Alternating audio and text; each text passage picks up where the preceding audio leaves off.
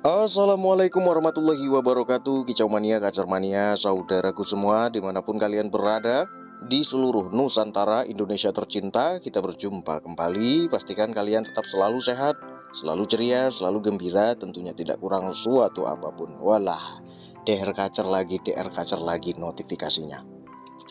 Ya, mudah-mudahan kalian gak bosan ya. Seperti biasanya kalian siapkan dulu rokok dan kopi kalian. Rokok dan kopi saya sudah siap semua. Yang ngeteh silakan, yang minum air putih saja juga silakan. Terserah kalian, yang penting tidak memabukkan kalian semua. Kalau kalian nggak ngerokok, nggak ngopi, ya lebih baik jangan mentang-mentang tak ajain ngopi ngerokok. Tadinya nggak ngopi ngerokok ya kan, gara-gara tak ajain terus jadinya ngopi ngerokok juga. Ya jangan seperti itu, ya kan. Nanti kalian batuk-batuk nyalain saya nggak tanggung jawab. Oke. Pada kesempatan kali ini saya akan menjawab beberapa pertanyaan yang ditanyakan sama teman kita. Ini kali ini beberapa beneran ini. Kemarin ada yang komentar, "Allah, katanya beberapa, nggak taunya satu." Gimana Om DR Kacer ini? Ya, namanya juga sudah konslet, jadi saya lupa urutannya. Maafkanlah, ya kan? Kali ini beneran nih beberapa pertanyaan. Oke? Kita awali dengan pertanyaan pertama. Datang dari nama akunnya @resikes. Waduh, susah juga nih namanya. Assalamualaikum warahmatullahi wabarakatuh. Waalaikumsalam. Maaf Om, mau tanya nih. Oke, kan saya baru nih pelihara kacer. Katanya kalau pakai jangkrik dan ulet Hongkong bisa mendorong si kacer gacor. Nah, ini aneh Om.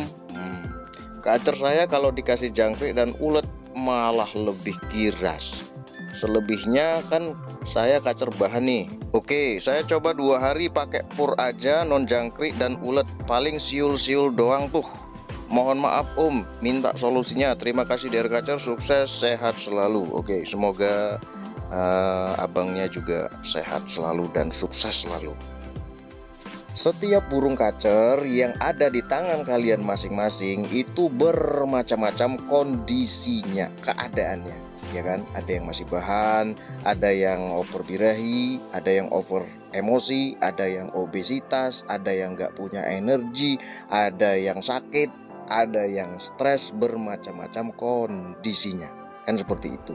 Nah, dari kondisi ini maka kita akan tahu apa yang harus kita lakukan sesuai dengan pemahaman yang masuk akal dan sesuai dengan logika. Kan seperti itu.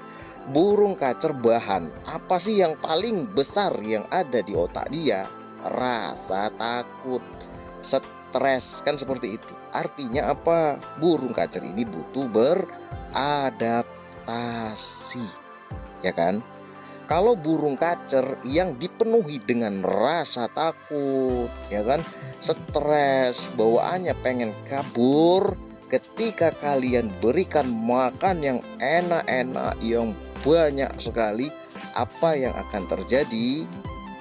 Yang akan terjadi adalah rasa takut, rasa pengen kabur, stresnya akan menjadi-jadi. Kenapa bisa seperti itu? Karena apa? Karena dia udah ketakutan. Terus kalian berikan asupan yang membuat dia mendapatkan energi, ya kan? Makan itu kan bisa menghasilkan energi, kan seperti itu. Nah, giras gerabakan ini butuh energi nggak? Butuh kan? Semakin kalian berikan asupan energi, maka gerabakannya akan semakin menggila, kan seperti itu, ya kan? Kenapa Om burung bahan itu selalu gerabakan? Karena dia nggak butuh kita, dia nggak butuh kalian, dia butuhnya bebas di alam liar, kan seperti itu. Dia sudah bisa menjaga diri mereka sendiri, mereka bisa bertahan hidup, kan seperti itu, ya kan? Jadi intinya dia nggak butuh kita. Nah, kalau kalian merawat burung kacer bahan, maka buatlah dia membutuhkan kita, kan seperti itu. Bagaimana mungkin dia akan membutuhkan kita, sedangkan asupan seekor burung kacer bahan ini kita penuhin semua, ya kan? Burung udah nggak butuh kita, terus kita kasih asupan, ya tambah parah dianya. Jadi buatlah dia membutuhkan kita. Bagaimana caranya? Pangkas makannya, bikin dia lapar. Ketika dia lapar, kasih jangkrik. Perkenalan, perlahan-lahan, kan seperti itu. Kalau kita konsisten, step by step, maka insting dia yang tadinya menganggap kita itu sebagai ancaman untuk dia, maka perlahan-lahan akan berubah. Oh, ini bukan ancaman ternyata. Buktinya saya lapor dikasih makan jangkrik, padahal kita yang bikin dia lapar, ya kan? Burung kan dalam sangkar, ya kan? Kalau bukan kita yang beri makan siapa lagi, kan seperti itu. Artinya apa? Artinya kita berusaha mengenalkan diri kita bukanlah sebagai ancaman, dan orang-orang yang ada di sekitar dia bukanlah ancaman. Itu judulnya adaptasi lingkungan, ya kan? Bisa dipahami? Kita ke pertanyaan berikutnya. Datang dari nama akunnya Hendrik Maizal. Waduh, Bang Hendrik ada di situ, Bang. Bulian Jambi hadir. Om, saya mau tanya, faktor apa yang menyebabkan metabolisme kacer itu lambat? Apakah metabolisme kacer itu merupakan suatu bawaan dari masing-masing kacer? Mohon penjelasannya, Om. Terima kasih. Oke. Penyebab metabolisme tubuh burung kacer lambat. Nah, sekarang udah paham belum gambarannya metabolisme tubuh itu seperti apa? Nah, kita pahami dulu. Metabolisme tubuh itu ialah proses mengolah apa yang dia makan menjadi energi. Nah, paham? Proses mengolah apa yang dia makan menjadi energi. Di mana prosesnya? Di dalam sel, dalam tubuhnya. Oke, kita gambarkan seperti ini. Semakin tinggi aktivitas seseorang, maka sistem metabolisme tubuhnya akan semakin cepat. Nah, ngerti nggak? Semakin tinggi aktivitas seseorang, ya kan, maka proses mengolah apa yang dia makan menjadi energi itu tentu semakin cepat, ya kan? Kenapa? Karena dia butuhkan energi itu dengan cepat, kan seperti itu. Contoh seperti atlet, metabolisme tubuhnya sangat cepat, ya kan? Kenapa? Karena dia itu kalau udah gerak, itu gerak beneran, nggak main-main dianya, ya kan?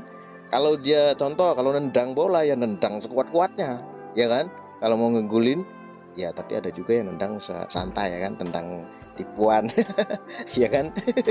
Artinya apa? Artinya semakin dia aktivitasnya tinggi, maka semakin cepatlah sistem metabolisme tubuhnya. Karena ya kalau dia nggak cepat, maka nggak bisa mendukung aktivitasnya, kan seperti itu.